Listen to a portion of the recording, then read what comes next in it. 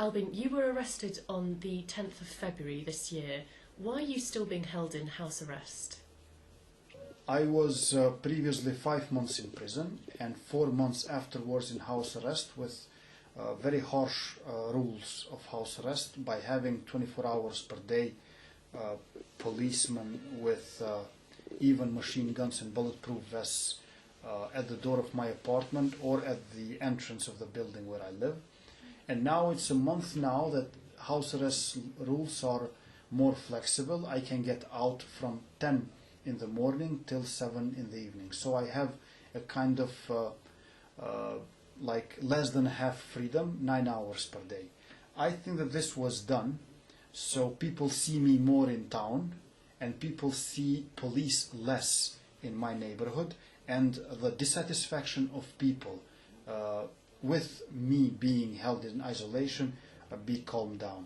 I'm being held in isolation because of the demonstration of 10th of February when 2 demonstrators were killed, Arben Geladini and Monbale, and another 82 were injured from the rubber bullets of the Romanian and Polish police being contingents within UNMIK police when they severely, brutally intervened to simply destroy our movement while we were peacefully marching in the Mother Teresa Street.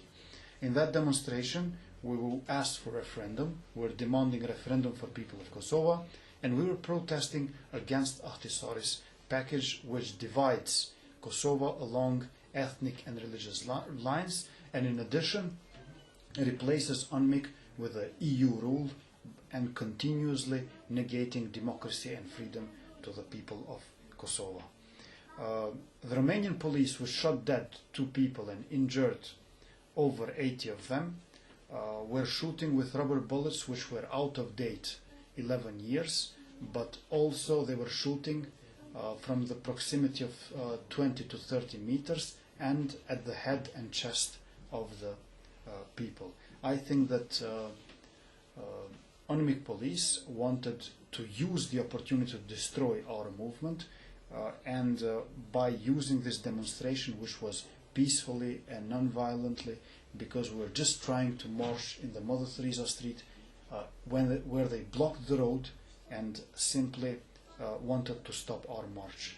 After we had like half an hour of public speeches there, several activists of our movement, then we asked from police to open the road, but they didn't do so. On the contrary, they were armed with a lot of guns and with tank and with batons and so on, and they didn't bring all that armament there and all those tools for suppression in order to exhibit them, but in order to use them.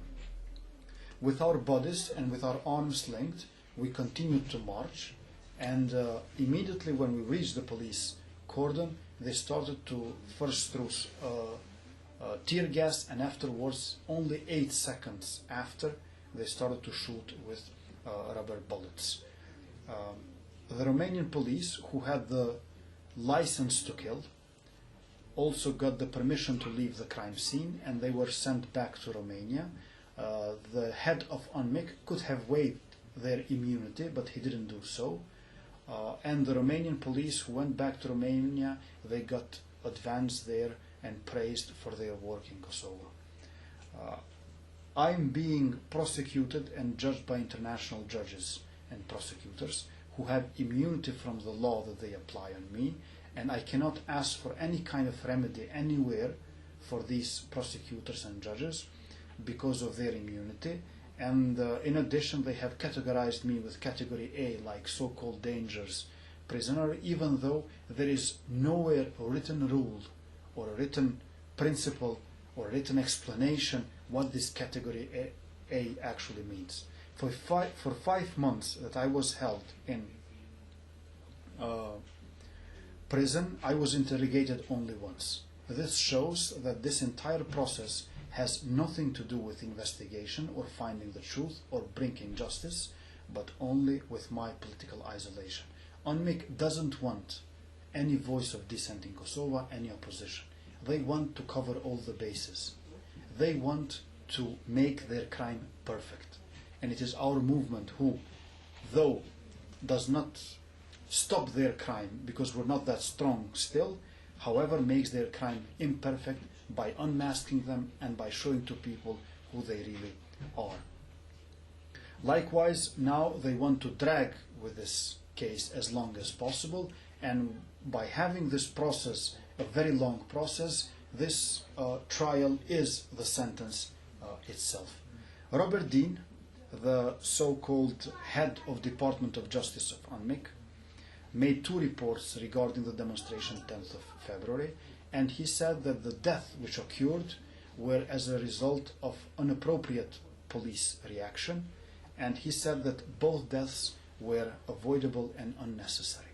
However, he said that it is not possible to identify who from 10 Romanian policemen were shooting at the mass of people, and also he said that it was not possible to identify the chain of command, because actually there was a break in chain of command. With this, Robert Dean spoke the truth of actually what happened, but at the same time he absolved the authorities by saying that we cannot move on further in identification, neither of the people who executed Mon Bale and Arben Geladini, who committed the crimes, neither the people who ordered the crimes. However, it is certain that Stephen Shook, the deputy head of UNMIK, was ordering all this, because he was previously talking with the members of negotiation team who were in a chopper flying over Kosova, not to be in the buildings of the institutions that day.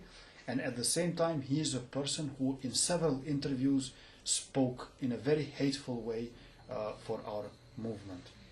Stephen Shook is being now accused for corruption regarding Kosovo Sea, which is the new power plant being planned in Kosovo with a huge international investment of 3.5 billion euros, which will become a private company, and Stephen Shook is also there, probably having some share. This process continues. So far there were 3 sessions, court sessions. The 4th court session is on the 30th of January, and in all these there were a lot of inconsistencies, violations, irregularities, which were also registered by Council for Defense of Human Rights and Freedoms, Ombudsperson, International Helsinki Federation of Human Rights, and even by Amnesty International. However, the main problem is that courts in Kosovo are neither impartial nor independent, by being part of the executive, part of the first pillar of UNMIK. Therefore, there is no justice for Arben, Mon, and for other victims of the 10th of February demonstration, and there is a lot of injustice being done to me just to silence the opposition in Kosovo and to afraid people of Kosovo to never organize future demonstrations in the months and years to come.